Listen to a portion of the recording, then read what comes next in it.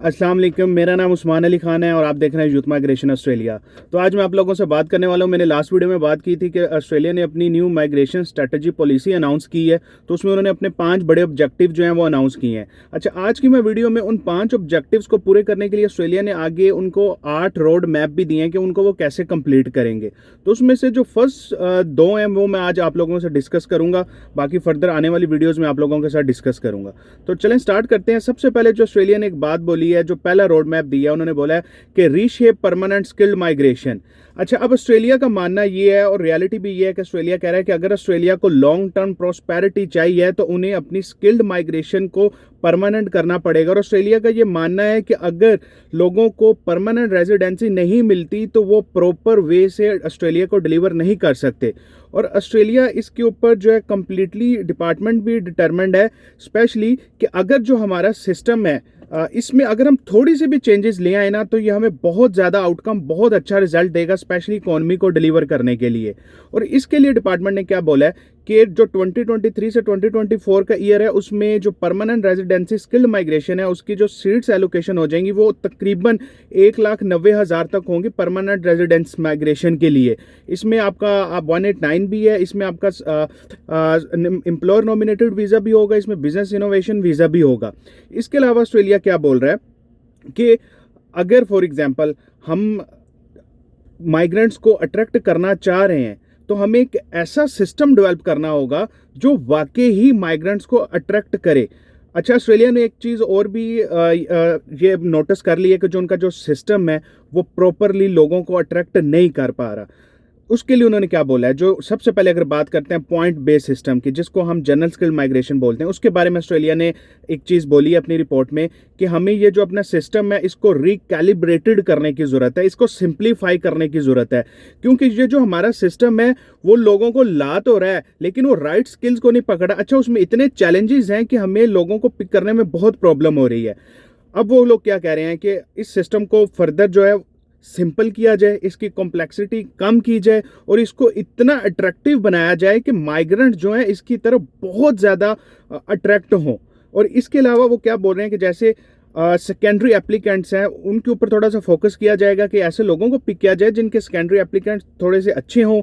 As को भी factor में लाया जा रहा है कि बाज़ दफ़ा एज की वजह से राइट एप्लीकेंट्स नहीं पकड़े जा रहे, टैलेंटेड इनोवेटिव लोग जो हैं वो नहीं पिक हो पा रहे। तो ये सारा पॉइंट बेस्ड सिस्टम जो है वो उन्होंने इस चीज़ को एग्री किया है कि हमें इस सिस्टम को थोड़ा सा इम्प्रूव करने की ज़रूरत है, जिसके ऊपर डिपार्टमेंट जो है काम कर रहा है। इसके अलावा उन्होंने क्या बोला है कि जो हमारा एम्प्लॉयर नॉमिनेशन पाथवे है, पहले क्या था, एम्प्लॉयर नॉमिनेशन पाथवे का कोई परमानेंट रेजिडेंसी का आगे पाथवे नहीं था। तो ऑस्ट्रेलिया इसके क्या बोल रहा है कि हम एक प्रॉपर एम्प्लॉयर रेजिडेंस पाथवे लेके आएंगे जिससे जो वन एम्प्लॉयर पाथवे था, लोगों के ऊपर एक हेडिक बनी हुई थी, वो ख़त्म हो जाएगा। और इसके अलावा ये जो 3 साल का टेन्योर था उसको ख़त्म करके 2 साल करेंगे ताकि जो लोग एम्प्लॉयर नॉमिनेशन पे आए वो 2 साल में अपनी जो है फर्दर PR ले सकें। इसके अलावा जो है कि एक्सप्लॉइट ना हो, उन्हें एम्प्लॉयर जो एक्सप्लॉइट ना करें, क्योंकि जब 3 साल तक उन्हें एक ही एम्प्लॉयर के पास काम करना पड़ रहा था तो बहुत ज़्यादा चांस थे कि पावर इम्बैलेंस हो रही थी। उस पावर इम्बैलेंस को कम करने के लिए ऑस्ट्रेलिया ने ये एक बहुत अच्छी एक स्टेटमेंट दी है अपनी इस रिपोर्ट में। तो ये तो था कि सबसे पहला स्टेप है कि रीशेप किया जाए परमानेंट स्किल्ड माइग्रेशन को। अच्छा, अब दूसरी चीज़ ऑस्ट्रेलिया क्या बोल रहा है, जो दूसरा रोड मैप है वो ये बोल रहा है कि टारगेट किया जाए जो टेम्परेरी स्किल्ड माइग्रेशन है और मेक श्योर किया जाए उनकी मोबिलिटी को भी। अच्छा, अब इसका क्या मतलब है, ऑस्ट्रेलिया ये बोल रहा है कि जो ऑस्ट्रेलिया में जो स्किल शॉर्टेज है उसको एड्रेस करने के लिए हमें टेम्परेरी रेजिडेंट्स के ऊपर भी जोर देना पड़ेगा। बहुत से इनोवेटिव यंग टैलेंटेड कंट्रीज़ में लोग रह रहे हैं जो हमारे सिस्टम की तरफ अट्रैक्ट नहीं हो पा रहे। अच्छा, इसमें जो डिपार्टमेंट है ना वो 482 की तरफ बात कर रहा है, क्योंकि अभी तक डिपार्टमेंट के पास जो है ना 482 एक ऐसा वीज़ा है जो डिफरेंट कंट्रीज से लोगों को लेके आते हैं इस वीज़ा के ऊपर। तो सबसे पहले गवर्नमेंट ने इस वीज़ा को इम्प्रूव करने के लिए बात की है। एक तो उन्होंने ऑलरेडी किया हुआ था कि जो आपका जो TSMI था, temporary skilled migration threshold था इनकम का, उसको 70,000 कर दिया था, जो एक बहुत अच्छी बात थी। फिर उन्होंने क्या बोला कि हम इसका परमानेंट रेजिडेंसी का पाथवे भी लेके आएंगे। सिर्फ ये नहीं है कि लोग आएँ और बस 482 जब खत्म हो या एम्प्लॉयर निकाले तो वो वापस चले जाए, परमानेंट पाथवे भी लेके आ रहे हैं। अच्छा, अब इसके अलावा उन्होंने इसमें 3-4 बड़ी फर्दर डेवलपमेंट्स भी की हैं जो मैं आप लोगों के साथ शेयर करूंगा। अब वो ये कहना चाह रहे हैं कि जो 482 वीज़ा है हमें हमें क्या करना चाहिए, इसी नौयत का एक new demand and skill visa निकालना चाहिए।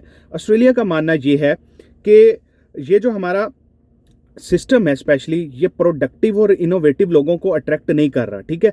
तो इसके लिए वो क्या चाह रहे हैं कि ये इस कैटेगरी में जो टेम्परेरी रेजिडेंट्स हैं, उस कैटेगरी में हम एक new demand and skill visa लेके आए जो ऑस्ट्रेलिया में उन स्किल्स को एड्रेस कर सके जो हमें ज़रूरत है। अच्छा, सबसे बड़ा प्रॉब्लम क्या आ रहा है, वो कह रहे हैं कि जो हमारी आउटडेटेड स्किल ऑक्यूपेशन लिस्ट है वो हमें प्रॉपर सर्व नहीं कर पा रही। हमारा सिस्टम इतना कॉम्प्लेक्स है, जो हमें राइट स्किल पिक नहीं हो रही। तो हमें एक ऐसा सिस्टम और ऐसी ऑक्यूपेशन लिस्ट लानी होगी जो ऐसे लोगों को अट्रैक्ट कर सके और लोगों को इनकरेज कर सके।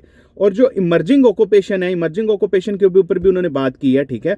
कि एक और चीज़ वो कह रहे हैं कि ऐसी स्किल लिस्ट आए जो जितनी भी शॉर्टेजेस हैं उनको कवर करे। हालांकि ये काम इजी नहीं है, लेकिन डिपार्टमेंट को इस चीज़ का खुद फुली नॉलेज हो चुका है कि जो उनकी जो ऑक्यूपेशन लिस्ट है टेम्परेरी रेजिडेंस को लेके वो प्रॉपर अपडेट नहीं है, उसके ऊपर काम करने की ज़रूरत है। अच्छा, इसके अलावा अब वो क्या बोल रहे हैं कि जो आपका है ना लेबर जो है उसकी मोबिलिटी के ऊपर ऑस्ट्रेलिया बहुत ज़्यादा फोकस करने वाला है। पहले क्या था कि अगर एक वो लेबर लेके आते हैं तो वो एक ही जगह काम करता था, लेकिन अब क्या कह रहा है, गवर्नमेंट बोल रही है कि लेबर की जो मोबिलिटी है उसके ऊपर काम किया जाए। उनका मानना ये है कि अगर फॉर एग्जांपल एक लेबर है वो 2-3 जगह जॉब स्विच करता है तो इन द एंड वो राइट प्लेस पे उसकी स्किल जो एग्जीक्यूट हो जाएंगी। बाज़ दफ़ा क्या होता है, जिस जगह पे लेबर आता है उधर ही लगा रहता है, जो उसकी स्किल्स हैं वो यूटिलाइज नहीं हो पा रही। अगर लेबर जो अपनी जॉब स्विच करता रहेगा कुछ लम्हा ब लम्हा तो राइट जगह पे जाके फिट हो जाएगा और उनकी जो वेजेस हैं स्पेशली उसमें भी इजाफा होगा। तो ये डिपार्टमेंट का एक बहुत अच्छा इनिशिएटिव है।